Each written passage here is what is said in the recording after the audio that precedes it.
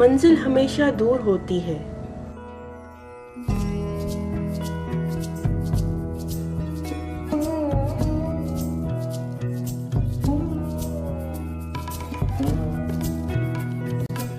कितने बरस बाकी हैं इस बच्ची के जवान होने में, लेकिन इसको बचपन में भी मशक्क़त करना पड़ रही है। जब ये बालिग होगी तो ये काम सीखे हुए 5-6 साल गुजर चुके होंगे।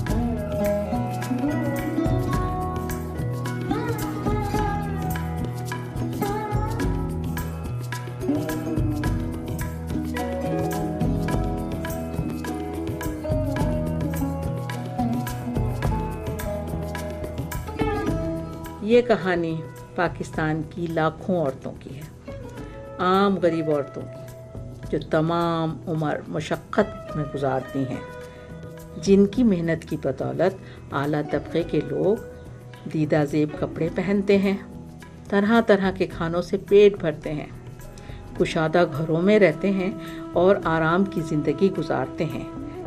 लेकिन इन तमाम सहूलतों में से कुछ भी इन औरतों को मैसर नहीं। हम भला पूछ सकते हैं कि आखिर क्यों? मैं वो औरत हूँ जिस पे किसी की तवज्जो नहीं। मेरी तरह की औरतें अक्सरियत में हैं।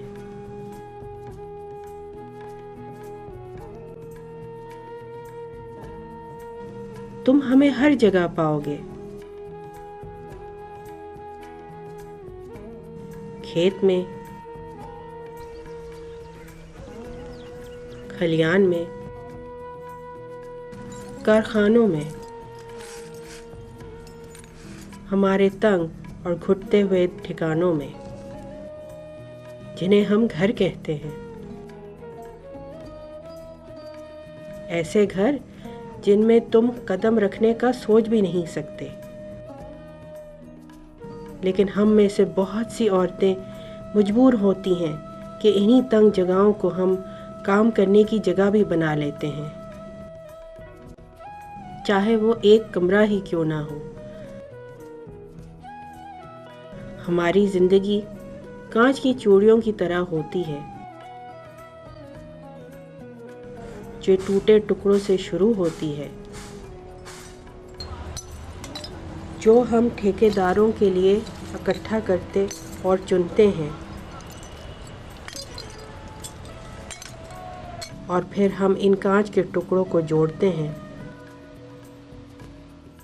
जो लम्हे भर के लिए चमकदार और खूबसूरत चूड़ियों में तब्दील हो जाती है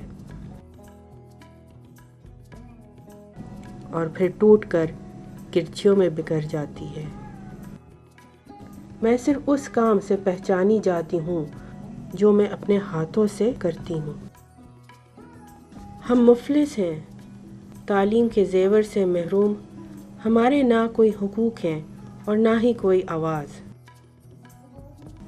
हमारी हकीर कमाई भी हमारे हाथ में नहीं, क्योंकि अपनी उजरत हमें अपने मर्दों के हाथों में रखनी होती है, या फिर हमारी मुख्तसर कमाई पे भी हमें धोखा दिया जाता है।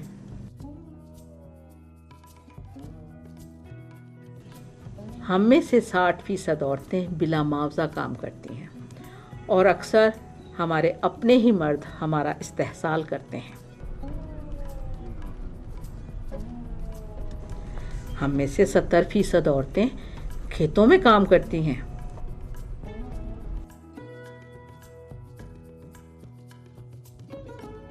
हम मवेशियों को चारा देते हैं, खेती बाड़ी भी करते हैं।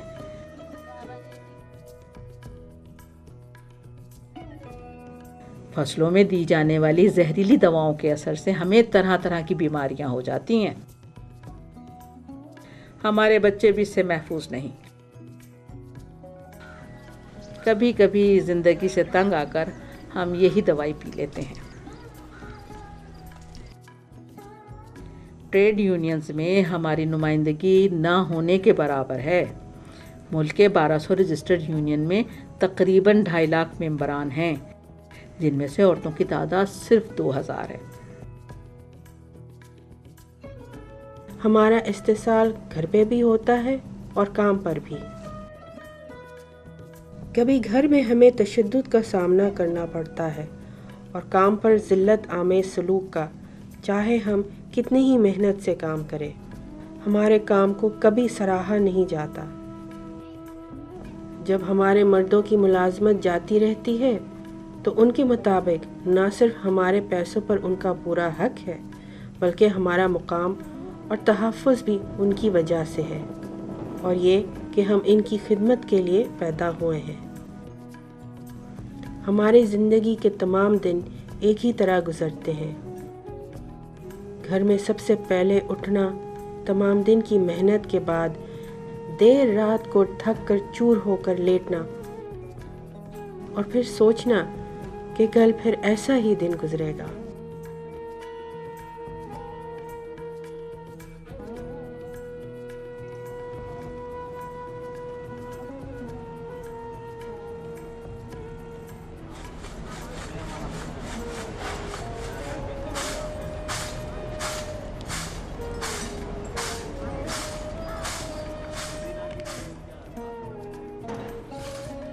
आपको कोई मर्द कांच के टुकड़े चुनता हुआ नहीं मिलेगा।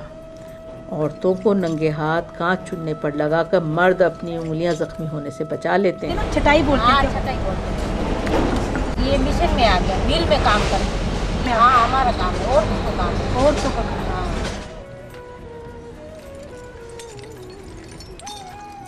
इस औरत को 9 घंटे काम करने के 120 रुपए मिलते हैं, जबकि एक गैर सलाहियत वाला मर्द 250 रुपये दिहाड़ी पाता है। सलाहियत होने के बावजूद इस औरत को आधी उजरत मिलती है, सिर्फ इसलिए कि ये औरत है। इन चूड़ियों के कारखानों में जहाँ ज़्यादातर मर्द होते हैं, औरतों के चुने हुए शीशों को पिघलाकर नलकियों की सूरत में ढाला जाता है, फिर चूड़ियाँ बनाने के लिए काटा जाता है। उनको फिर उन घरों में पहुंचाया जाता है जहां औरतें उनकी जुड़ाई और रंगाई करती हैं।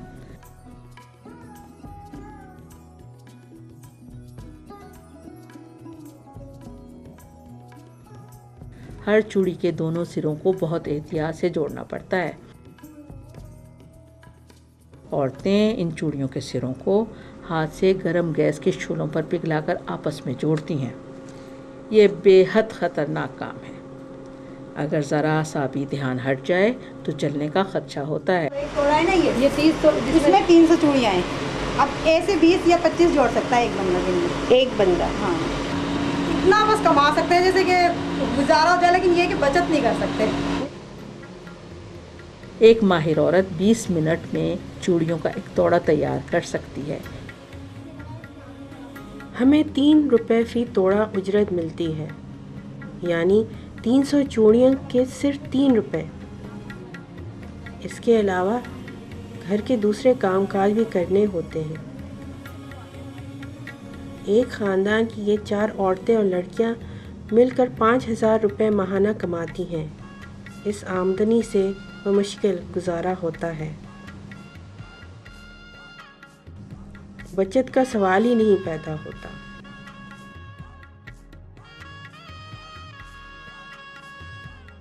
चूड़ी साजी में इस्तेमाल होने वाले कीमियाई मसालों की बू से दम घुटता हुआ महसूस होता है। उसके अज्जा देर तक फ़िज़ा में बरकरार रहते हैं। हर कोने में, कपड़ों में, बालों में और कमरे की हर चीज़ में बस जाते हैं। यहाँ सांस की बीमारियाँ और टीबी आम हैं। वो सब में दर्द हो जाता है। ये काफ़ी गैस हो जाता है। हाँ, इससे टीबी हुआ है आपको, तो आप फिर भी कर रहे हो इसको? क्या करें, मजबूरी है। अक्सर औरतें सालों से कीमियाई अज्जा के साथ काम करते करते इतनी बीमार हो जाती हैं कि काम करने के लायक नहीं रहती। अगर वो इलाज के बाद सेहतयाब हो भी जाएं तो फिर उनको इसी काम की तरफ दोबारा लौटना पड़ता है। हैदराबाद में 10,000 से ज़ायद ख़ानदान चूड़ी साजी की सनत से वाबस्ता है। इनकी बनी हुई खूबसूरत चूड़ियाँ आपके कढ़ाइयों पे नज़र आती हैं। चूड़ियों पर रंगाई और डिज़ाइन बनाने का मुआवजा भी इतना ही होता है जितना कि जुड़ाई का, यानी 3 रुपये फ़ी तोड़ा या 300 चूड़ियों का। ये काम वही करते हैं जिनको बेहतर मुआवजा वाला काम ना मिलता हो। इस काम के ज़्यादा से ज़्यादा 25 रुपये यौमिया मिलते हैं। कुछ चूड़ियों पर नाजुक काम और तरह तरह के सजावटें लगाने के सिर्फ 10 रुपये फ़ी तोड़ा मिलता है। क्योंकि ये औरतें नाख्वानदा हैं, वो हिसाब नहीं लगा पाती कि उन्हें कुल कितना मुआवजा मिलना चाहिए। उन्हें अंदाज़ा है कि ठेकेदार उन्हें कम पैसे दे रहा है, लेकिन मजबूरन खामोशी से ये उजरत कबूल कर लेती हैं, क्योंकि इसके सिवा और कोई चारा नहीं। आखिर में चूड़ियों की गिनती करके डब्बे में फ़ी तोड़े के हिसाब से रख दी जाती हैं। इन घर की औरतों में हिम्मत नहीं थी कि वो कुछ बोलें कि उन्हें कितना मुआवजा मिल रहा है या मिल भी रहा है कि नहीं, क्योंकि इनके मर्द वहाँ मौजूद थे और इन मर्दों को पसंद नहीं था कि उनकी औरतों से कोई अजनबी सवालात करे। ये औरतें अपने ही घर में गुलाम थीं।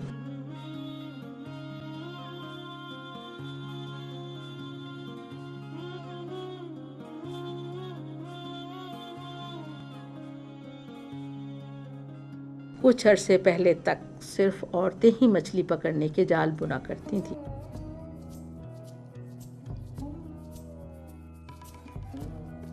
लाखों औरतें छोटे बड़े जाल तैयार करती थीं। आज माहीगीरी की सनत में गैर मुल्की नायलॉन से बुने हुए जाल इस्तेमाल होते हैं। नायलॉन के बने हुए जाल बेहद तबाहकुन होते हैं। इनमें नौज़ायदा मछलियाँ और दूसरी मखलूक भी फंस जाती हैं, लेकिन मछली पकड़ने वालों को इसकी परवाह नहीं। आज औरतों के हाथ से बुने हुए सूती जाल इस्तेमाल में नहीं और ये फ़न ख़त्म हो चुका है। ये अपना है, ये ले मतलब अपनी किश्ती के लिए बना रहे हैं। अच्छा, किस चीज़ की कमी है? खाना नहीं मिलता है, पानी नहीं मिलता है, 1,000 में पानी लेते हैं। हम कभी बासलाहियत और ख़ुद मुख्तार हुआ करते थे।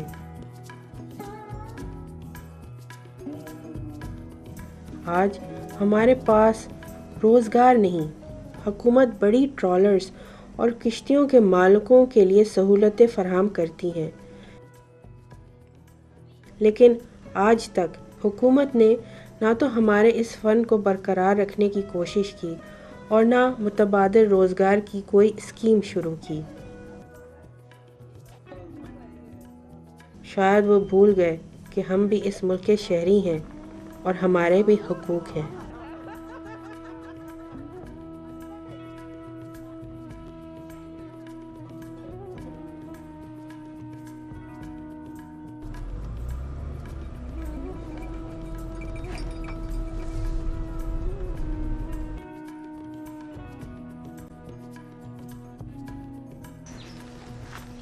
हमारे मुल्क में लाखों औरतें कपास चुनती हैं।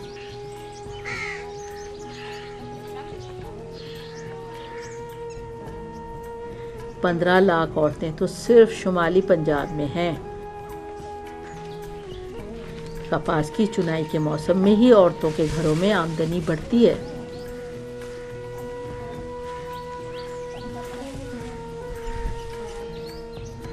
पाँच से 80 बरस की औरतें सुबह सवेरे कपास के खेतों में काम शुरू कर देती हैं, जिनमें बच्चों को दूध पिलाने वाली औरतें भी शामिल हैं। गुज़िश्ता 7 सालों में इस काम का मुआवजा नहीं बदला।